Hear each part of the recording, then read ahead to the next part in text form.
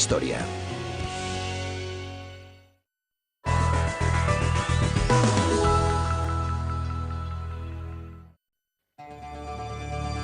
Imaginad la vida en la Edad Media. Las enfermedades se ceban a diario con la población. La gente vive atemorizada por la ira de Dios y las llamas del infierno. Las casas son oscuras y están hechas de madera y paja. Los edificios de piedra son para unos pocos privilegiados y los cristales de las ventanas brillan por su ausencia. Y un día, surgen espacios como este, que parecen conducir al cielo. Eso mismo pretendía ser la arquitectura gótica, un pedazo de cielo en la tierra, un Jerusalén celestial, una construcción que acercase el alma de los mortales a Dios.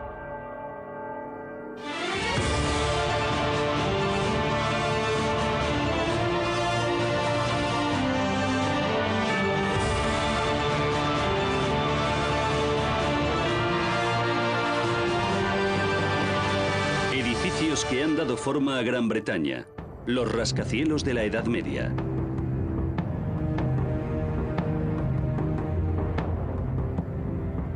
El gótico, el gran legado arquitectónico de la Edad Media, llegó a Gran Bretaña en el siglo XII. 100 años antes, los normandos habían conquistado Gran Bretaña construyendo castillos y catedrales que reafirmaran su poder. Eran construcciones sólidas y de grandes dimensiones de estilo románico, así llamado porque imitaba la arquitectura de la antigua Roma. Pero este estilo tenía sus limitaciones. Los arcos de medio punto no permitían salvar grandes distancias, ya que la tensión que podían soportar era limitada. Los constructores franceses vieron que podían resolver este problema empleando arcos apuntados, tal como habían visto en la arquitectura árabe. Estos novedosos arcos góticos podían salvar distancias mucho mayores y apoyarse en pilares más estilizados y elegantes.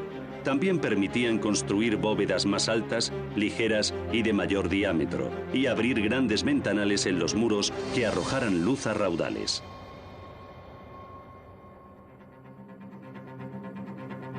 Abades y obispos ansiaban construir un nuevo tipo de catedral en este estilo.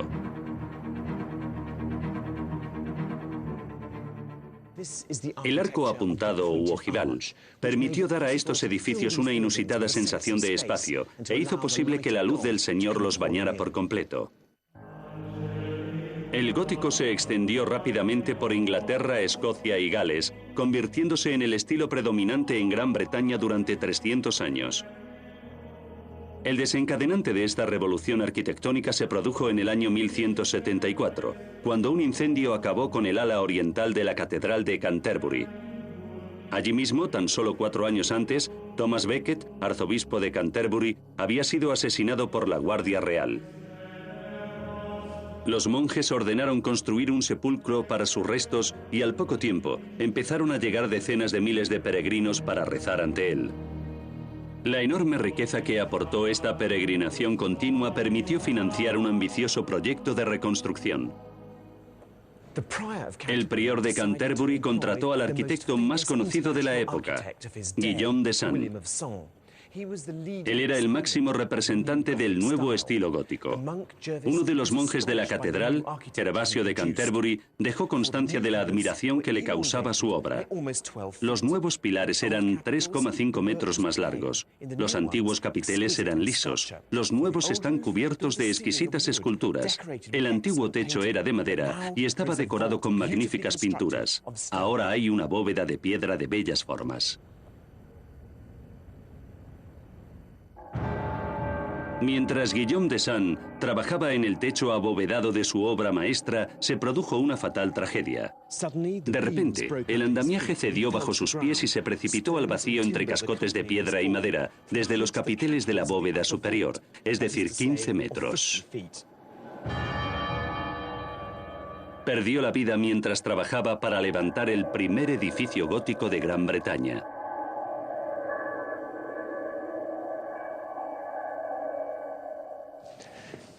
Y ahora bajamos hacia el coro.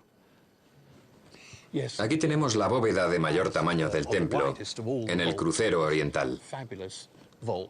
Y aquí es donde se produjo el accidente.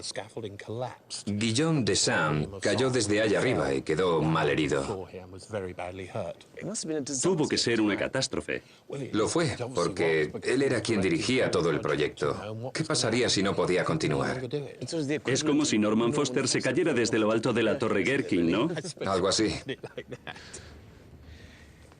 Si nos fijamos en partes como esta, es fácil comprender la fascinación de Gervasio. La diferencia es enorme. En el siglo XII tenemos arcos de medio punto decorados con motivos sencillos, típico del románico normando. Y de repente llega no solo el arco apuntado, sino una nueva forma de arquitectura completamente revolucionaria. Y se tradujo en unas construcciones infinitamente más complejas. Exacto.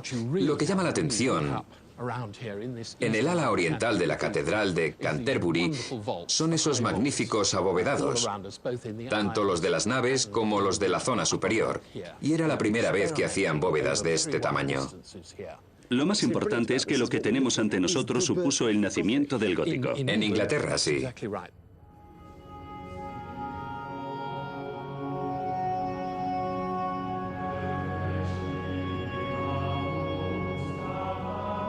Un arquitecto inglés terminó la obra de Guillaume de Saint, según los planos originales. El espectacular nuevo hogar del sepulcro de Thomas Becket se convirtió en el centro de peregrinación más famoso de Inglaterra. Igual que la arquitectura normanda, el gótico venía de Francia, y tal como había ocurrido con el románico al entrar en Inglaterra, la arquitectura gótica se transformó para dar cabida a una ornamentación rica y llena de colorido. Es lo que acabaría por llamarse gótico inglés.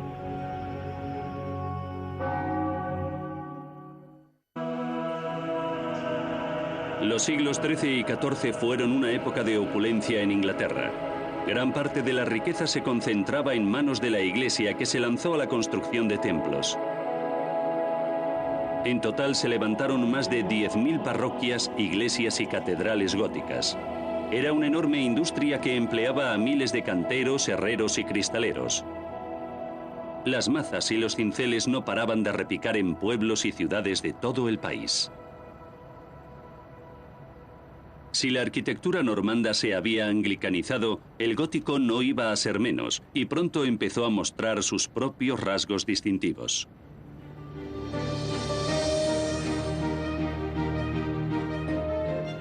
El primer templo construido en un estilo gótico local sin influencias francesas fue la Catedral de Wells, en Somerset.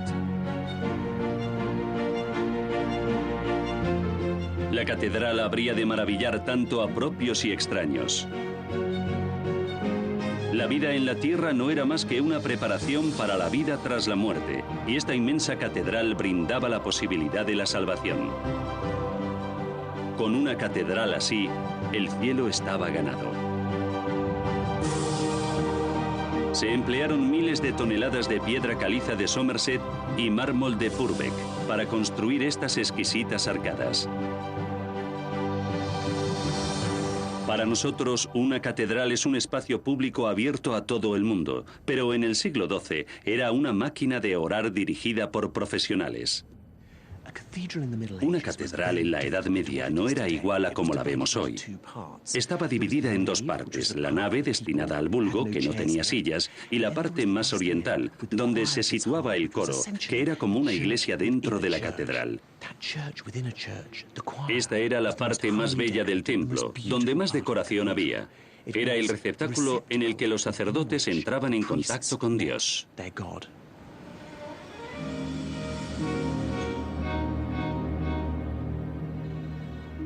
Este era el lugar más sagrado de la catedral, donde se rezaba día y noche. Pretendía ser un pedazo de cielo en la tierra. Por eso todo elemento arquitectónico estaba decorado. Había pináculos, estatuas y hojas de vid por todas partes. Y la luz que entraba a través de las enormes vidrieras inundaba el lugar.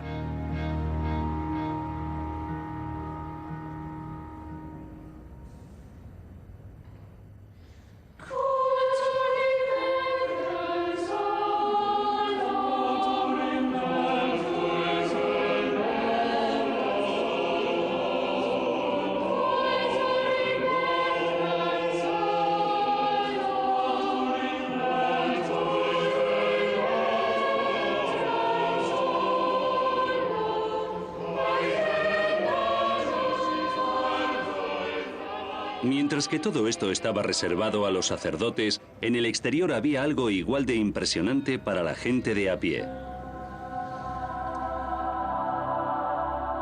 La fachada oeste de la Catedral de Wells es una de las maravillas arquitectónicas de la Edad Media.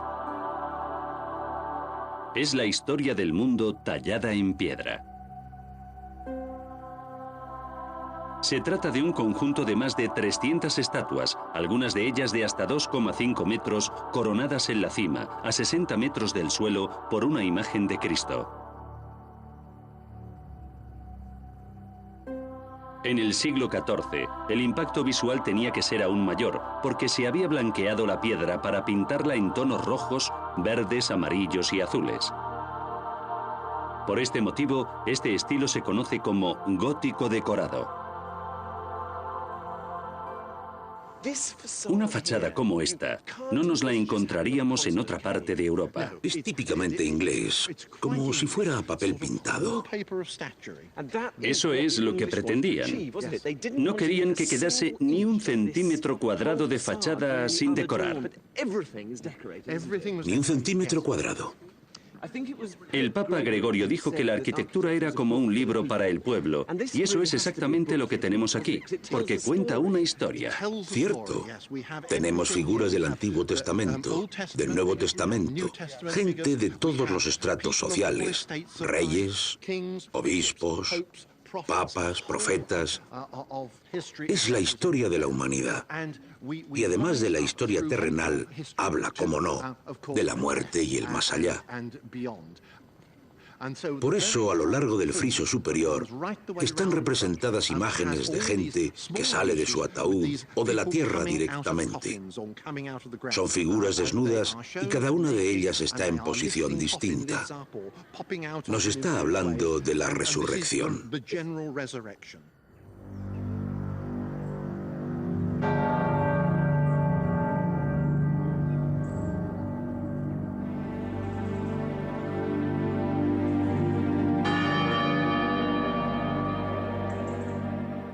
Esto era mucho más que un libro escrito en piedra. Era sin duda una representación teatral. Justo encima de la escena de la resurrección hay 9 ángeles. Sobre sus cabezas hay unos agujeros que parecen troneras, pero que eran para las trompetas. Se colocaban 8 personas, una entre cada ángel, en una plataforma sobre el tejado para hacer sonar sus instrumentos. Eran literalmente las trompetas celestiales. Si te fijas en los tréboles, verás que en la pared también hay unos agujeros que conducen a una galería interior donde se ponía un coro de niños. O sea, que era como si las estatuas de la fachada estuvieran cantando para la multitud.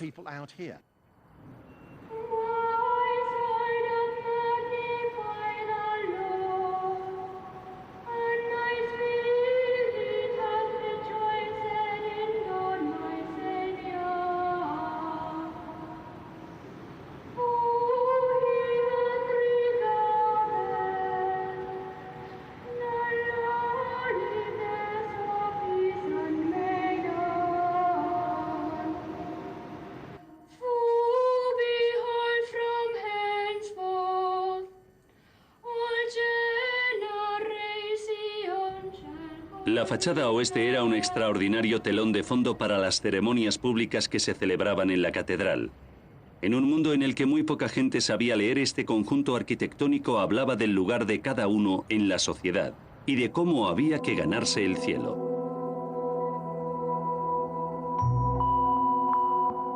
El gótico decorado era un estilo que dependía completamente de la maestría de los canteros y escultores de cada catedral.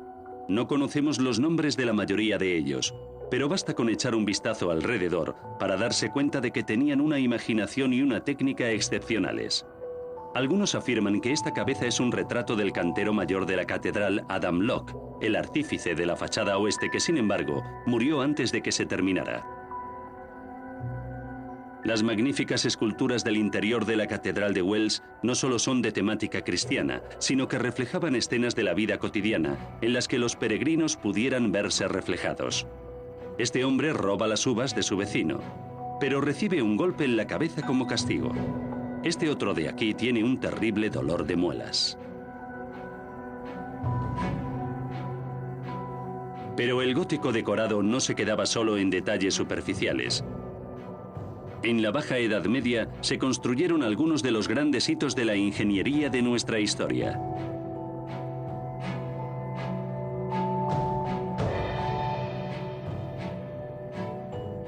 En la Catedral de Wells, ingeniería y arquitectura se dan la mano para crear una de las formas arquitectónicas más inusuales, el arco tijera.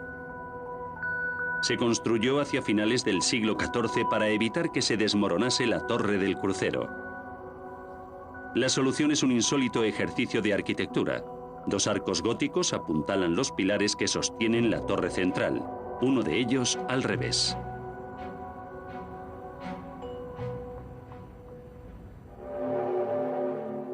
Durante todo el siglo XIV surgieron más ejemplos de arquitectura que buscaba sus propios límites. En Salisbury, en el condado de Wiltshire, estaban a punto de emprender la mayor aventura arquitectónica de la Edad Media. El ingeniero Ed McCann se dispone a investigar este ingenioso rascacielos medieval. Estoy a 60 metros del suelo. En la Edad Media nadie había llegado nunca tan arriba. Y lo mejor es que solo estoy a medio camino.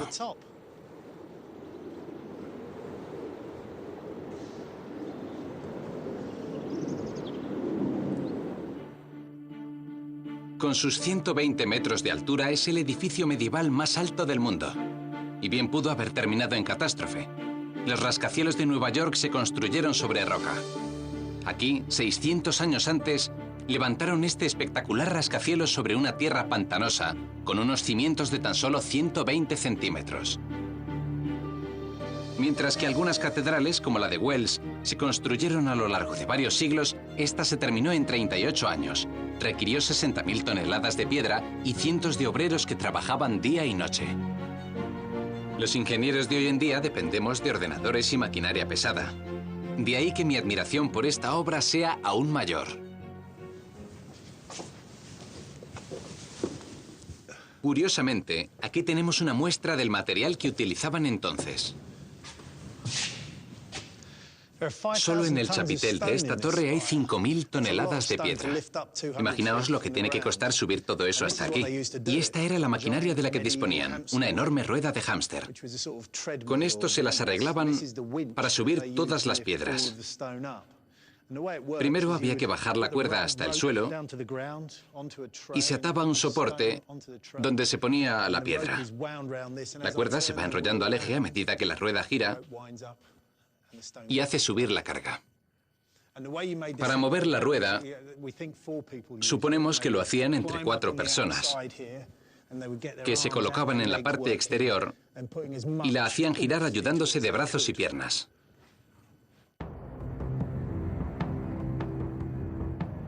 En la Edad Media no había tantas medidas de seguridad como hoy en día. Construir una catedral era un trabajo peligroso que siempre acarreaba algún muerto.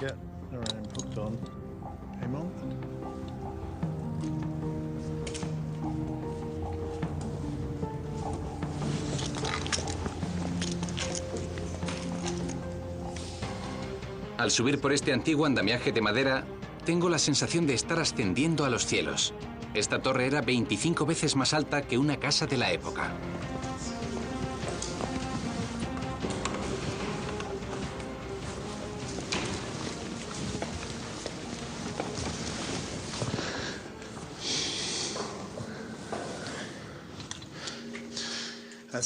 Ya estoy arriba.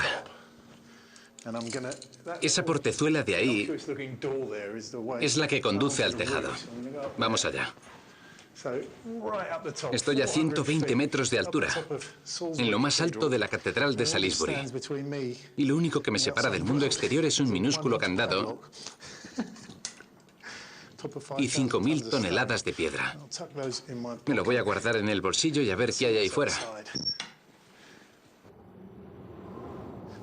Madre mía. Es impresionante. Fantástico. Menuda distancia hasta el suelo, casi nada.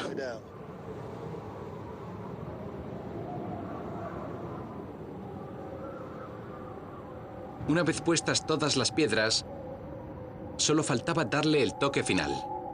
Colocar la cruz en lo más alto. Un trabajo que no me resulta nada tentador. El chapitel quedó muy bonito. El único problema es que los cimientos no eran lo suficientemente profundos. Al poco de terminar la construcción, la torre cedió ante tal incremento de peso. Hoy todavía se pueden ver los desperfectos que se produjeron. ¿Qué ocurrió cuando construyeron el chapitel de piedra? Que la estructura se vio sometida a una tensión terrible. En el diseño original, el edificio terminaba en el tejado. La adición no solo del chapitel, sino también de la propia torre, supuso un enorme incremento de peso, haciendo que algunos elementos se torciesen. Fíjate en estos pilares de mármol de Purbeck. Si lo sigues con la mirada, verás que, a esta altura, se desvían hacia este lado. Están soportando una tensión increíble. Y no solo lo están pasando mal los pilares, las arcadas también muestran signos de hundimiento. Si te fijas donde empieza, hay un problema en la estructura. Está inclinado, pero parece que resiste. Este lado de aquí tiene un desnivel de 15 centímetros con respecto a este otro lado. ¿Y se conserva alguna noticia al respecto de la época? Pusieron un bando que decía, no vaya a Salisbury, que se cae a pedazos. Venga a Winchester. Se enviaron cartas al rey para dejar de tributar temporalmente. Y al papa también. Esta iglesia es una ruina. Pedían dinero y que se hicieran donaciones al fondo de restauración. En Salisbury debían ser más rácanos que en otras parroquias. Intentar que los edificios se acercaran lo más posible a Dios acarreaba ciertos problemas. Puede que ahora parezca obvio que añadir 20 pisos a un edificio con pocos cimientos y que está sobre una tierra pantanosa no era muy buena idea. Pero es que entonces apenas existían edificios de esa altura en Gran Bretaña. Además, los constructores eran muy ingeniosos y se sacaron una solución de la manga: un arco de contención. Lo que hace es evitar que estas columnas que tengo a los lados se vengan hacia mí. Las arcadas, al haber un desnivel, pierden estabilidad y comienzan a empujar hacia el centro. El arco de contención canaliza esa tensión y evita que las columnas se comben. Esta vez, los constructores fueron demasiado lejos, pero su ambición y su valentía se vieron recompensadas. Si no se hubieran atrevido a construir este chapitel a pesar de la precariedad de sus cimientos, Salisbury no tendría hoy este magnífico monumento a la ingeniería y la imaginación. Los constructores de la Gran Bretaña medieval eran brillantes ingenieros, cuyas obras estaban a la altura de los grandes maestros de Europa. Además, sus estatuas y adornos son fruto de una fértil imaginación y una depurada técnica. Sin embargo, un desastre de dimensiones bíblicas estaba a punto de devastar la Gran Bretaña medieval, llegando incluso a cambiar el curso de su arquitectura. Hoy podemos contemplar la extraordinaria creatividad de las iglesias medievales. 16.000 templos datan de este periodo. Hacia 1350 la mayoría de ellas se estaban construyendo según los creativos parámetros del gótico decorado. Y en medio de esta exuberante manifestación de creatividad se produjo una calamidad que cambiaría la cara de Gran Bretaña. La peste negra llegó a Londres durante el otoño de 1348 y se cobró la vida de la mitad de la población británica. Stephen Parisian se encuentra en Londres para intentar explicarnos las claves de un infierno sin precedentes. Estoy en el corazón de Londres para averiguar qué dejó la peste negra tras de sí y cómo afectó a las vidas de los habitantes de Londres esta devastadora enfermedad.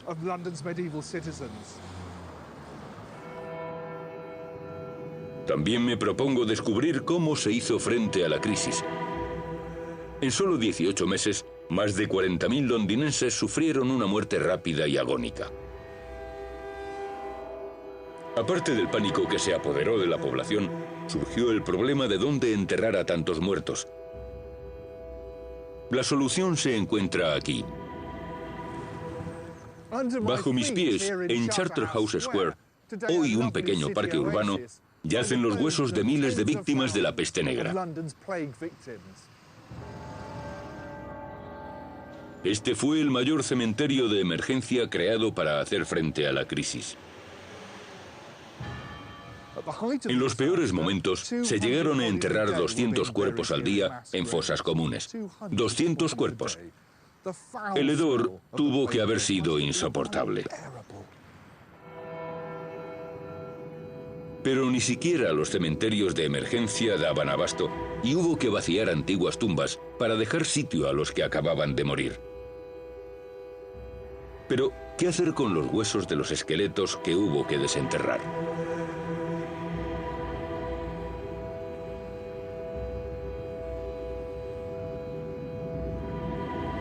Al pie de un resplandeciente edificio de oficinas se encuentra la solución al problema.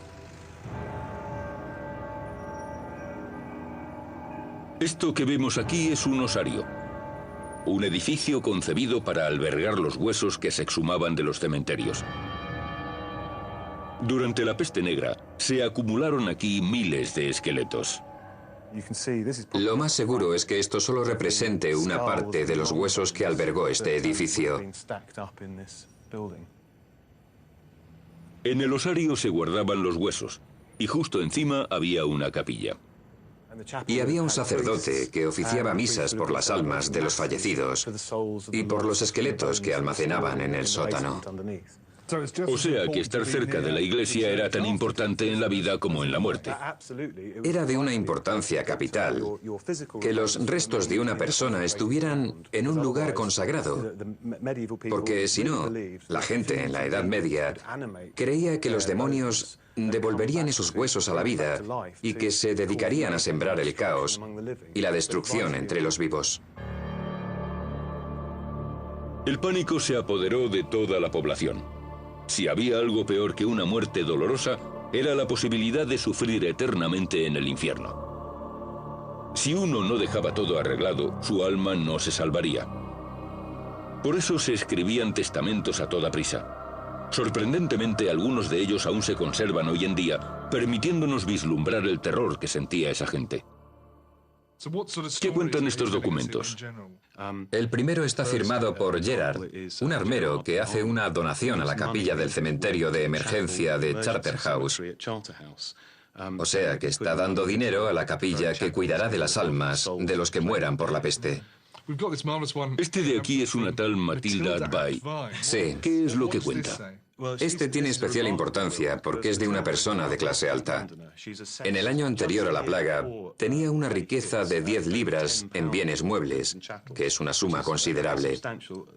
Es viuda y está tan preocupada por el aumento de fallecimientos entre el clero londinense que escribe una carta personal al Papa en la que le pide permiso para elegir a su confesor y así cerciorarse de que, en la hora de su muerte, sus pecados le sean perdonados.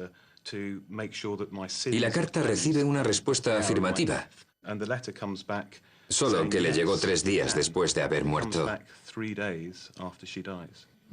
Entonces debió de morir aterrorizada, porque fallecer sin haberse confesado era no saber qué iba a ser de tu alma, si irías al infierno, al cielo o al purgatorio. Exactamente. No saber si tus pecados serían perdonados era una auténtica tortura psicológica y espiritual. Tuvo que morir aterrada.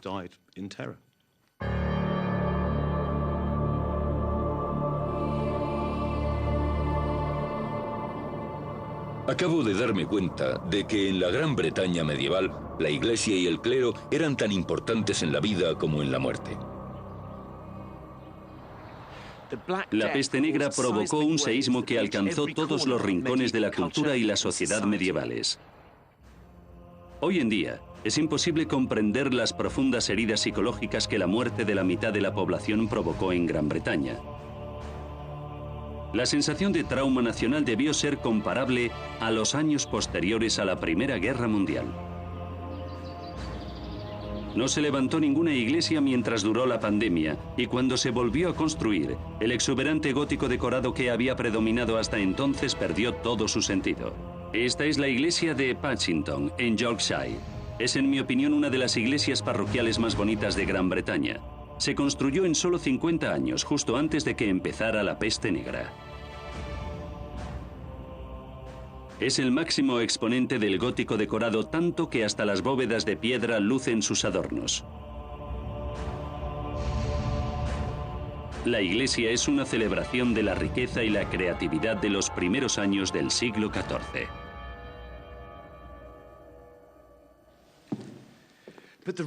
Lo que hace extraordinaria esta iglesia es esto de aquí. La bóveda ha quedado sin acabar.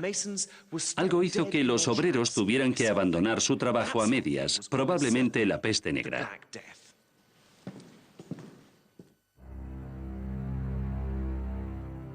La obra quedaría interrumpida para siempre, aunque años más tarde se colocó un techo de madera.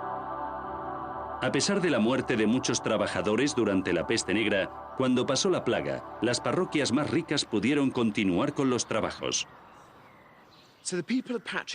En Patchington se construyó este chapitel para la iglesia parroquial. Pero ya no se trata de gótico decorado, es un estilo mucho más sencillo.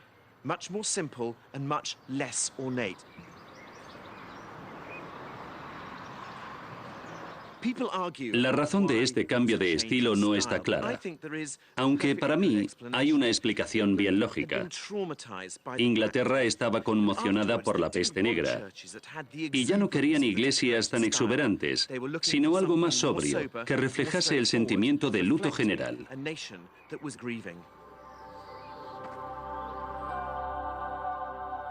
Este nuevo estilo se conoce como gótico perpendicular, ya que lo que predomina son las líneas verticales.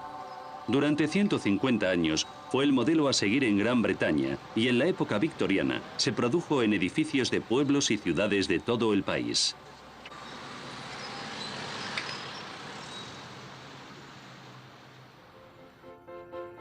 El gótico no era únicamente el estilo arquitectónico de la iglesia. Todo se construía de esa manera.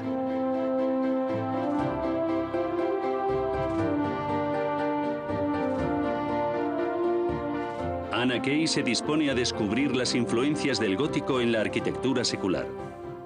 Oxford es una de las ciudades más bonitas de las Islas Británicas. Sin duda, tiene algo cautivador. Sus numerosos capiteles góticos, como dice el poeta Matthew Arnold, parecen estar soñando. Pero, ¿por qué tiene tantos edificios góticos? Tras la peste negra, escaseaban los jóvenes con una vocación espiritual.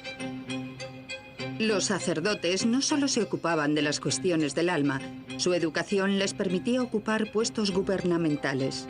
Por eso, en 1379, William of Wykeham, obispo de Winchester, tomó una decisión radical: fundar un seminario para formar en el sacerdocio a una nueva generación de jóvenes. Este centro de estudios se convertiría en el modelo arquitectónico de las universidades británicas durante varios siglos. Su genial idea consistía en construir un cuadrángulo que acogiese todas las dependencias que necesitaría el estudiantado: las aulas, la capilla, la biblioteca y la residencia. Un recinto así estructurado ayudaría a los jóvenes a llevar una vida digna y ordenada. William of Wykeham no solo diseñó el edificio, también detalló meticulosamente las normas de convivencia del centro. Todavía se conserva una copia de estas reglas. Esta es una copia de los estatutos del colegio, que data del año 1396. En esta página, el fundador describe cómo le gustaría que se comportaran los estudiantes en su centro. El documento es increíblemente minucioso. Quería controlar todos los aspectos de la vida en el colegio. Supongo que se trataba de un centro solo para hombres. Sí, el Estatuto 59 de los 68 que hay, que es este de aquí, establece que en la medida de lo posible, todos los trabajadores del centro han de ser hombres y prohíbe el acceso a las mujeres al recinto. Sin embargo, William of Wickham era realista e hizo una excepción, porque sabía que sería difícil encontrar a un hombre que quisiera hacer la colada de todo el colegio. Así que permitió que el puesto lo ocupase una mujer, pero había de tener una edad y un aspecto que no diese lugar a ningún malentendido. Todo estaba relacionado. La arquitectura, el modo de vida, la organización del día. Todo estaba para que de este centro saliera un alumnado con una formación muy particular. Para cuando abrió New College, la ciudad de Oxford acogía a 2.000 estudiantes y ya era un reconocido centro académico. Sin embargo, no había ningún edificio específicamente diseñado para la enseñanza. Pero la situación cambió en 1420, cuando empezó la construcción de esta filigrana gótica, la primera aula magna de la Universidad de Oxford.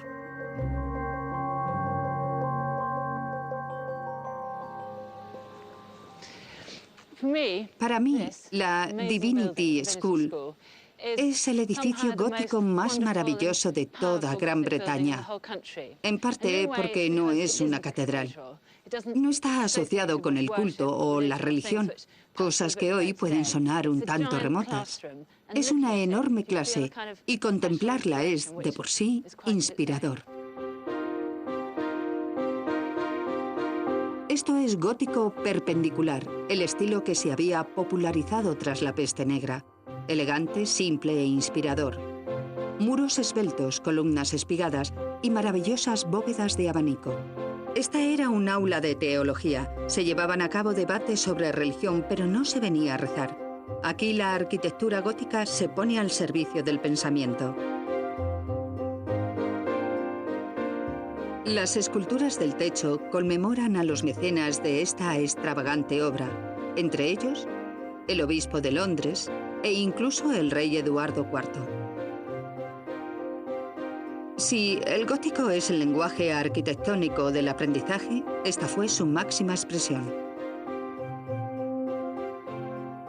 En torno a la Divinity School se levantaron los edificios que hoy forman uno de los depósitos del saber más importantes del mundo, la Biblioteca Bodleiana. Oxford parece toda una ciudad medieval. Pero si la examinamos más de cerca, veremos que a veces las apariencias engañan. Se diría que este es el patio de un castillo medieval, pero en la torre hay una estatua de Jacobo I junto a su escudo de armas, es decir, que se trata de una construcción del siglo XVII. A mediados del siglo XVI, el gótico dejó paso a nuevos estilos más clásicos en toda Gran Bretaña, excepto en Oxford. El Christ Church College se construyó a principios del siglo XVI, en los últimos años del gótico.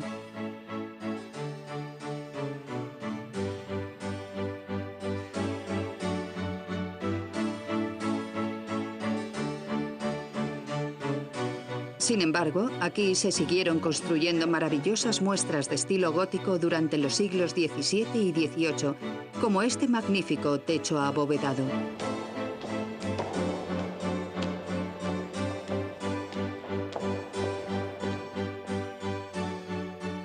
Esta torre es, quizá, el ejemplo más revelador de todos. Tiene elementos clásicos, pero sigue siendo principalmente gótica. La diseñó Christopher Wren, máximo exponente del barroco en Gran Bretaña, pero ni siquiera él pudo resistirse al carácter de Oxford. Esta torre fue su contribución a la supervivencia del gótico en esta ciudad. A pesar de los vaivenes de la moda, en Oxford el gótico se convirtió en el lenguaje arquitectónico del saber y sus magníficos edificios continúan cautivándonos hoy en día. La historia de Oxford demuestra que Gran Bretaña nunca abandonó por completo la arquitectura gótica. De hecho, durante la época victoriana volvió a convertirse en el estilo nacional de las islas y más adelante también del Imperio Británico.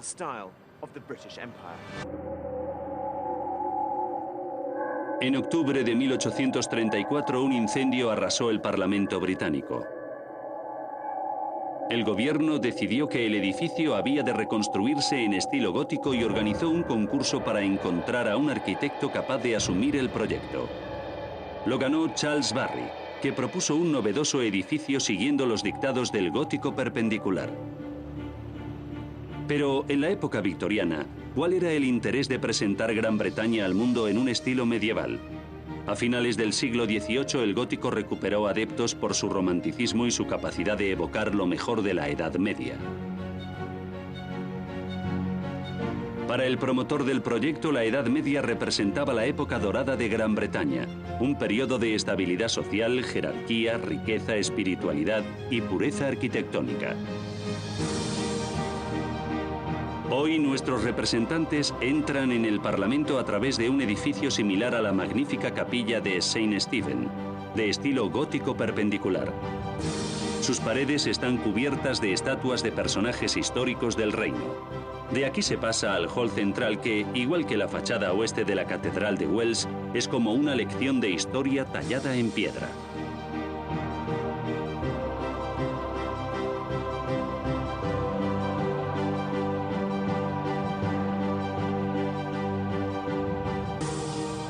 Aquí se encuentran las estatuas de todos los monarcas reforzando los cimientos del poder en la época victoriana.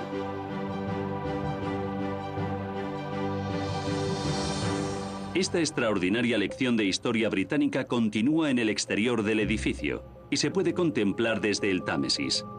Aquí están desde Guillermo el Conquistador hasta la Reina Victoria. Para mí, este edificio es, más que ningún otro, un auténtico símbolo de la historia nacional. Está cubierto de estatuas de los reyes y reinas de Inglaterra, sus escudos de armas y sus hazañas. Eso era lo que querían transmitir con este edificio: la grandeza de un país, la fortaleza de su monarquía y el poder del Estado. Y lo han conseguido con creces.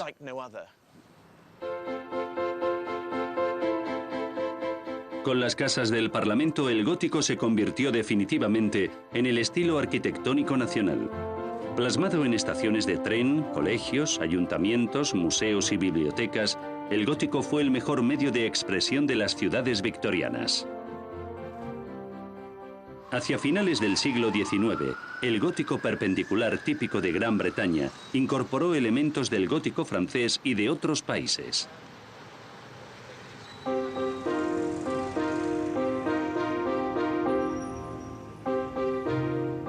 Este es el último gran monumento victoriano de Londres, el Palacio Real de Justicia. Fue construido en la década de 1870 en una amalgama de estilos góticos para albergar el Tribunal Supremo de Inglaterra. Lo diseñó G.E. Street, uno de los arquitectos de más talento de la época victoriana.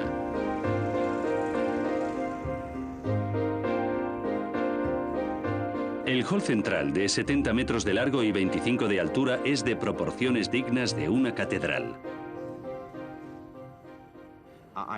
Ostento el cargo judicial más antiguo del país, el de Remembrance de la Reina, que data del año 1164.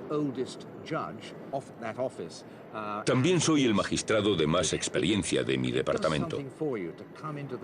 Trabajar en este edificio es un enorme privilegio. Me parece muy interesante que sus ilustres predecesores y la sociedad en la que vivían quisieran que este importantísimo edificio, que alberga nuestro sistema legal, fuera de estilo gótico, cuando este estilo había surgido hace 600 años. Es un estilo que infunde respeto.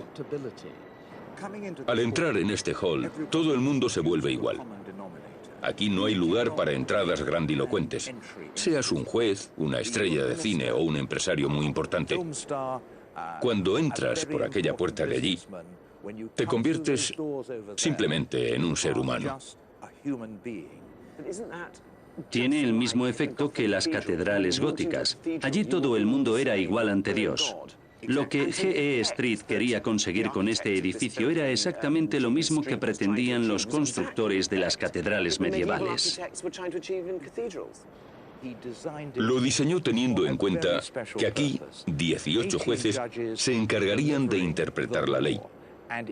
Y sirve a ese cometido maravillosamente.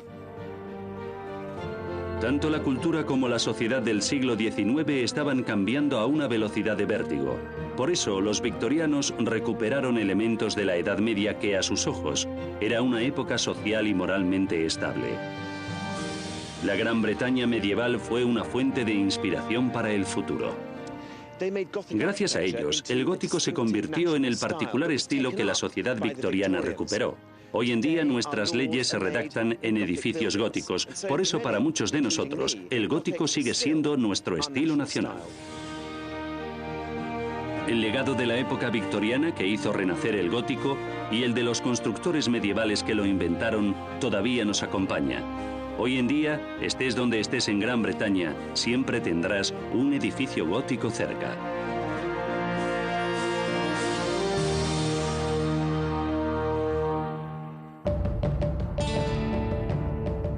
En el próximo programa conoceremos los edificios que dominaron la Gran Bretaña medieval y que dieron forma a nuestro país, los monasterios y los castillos.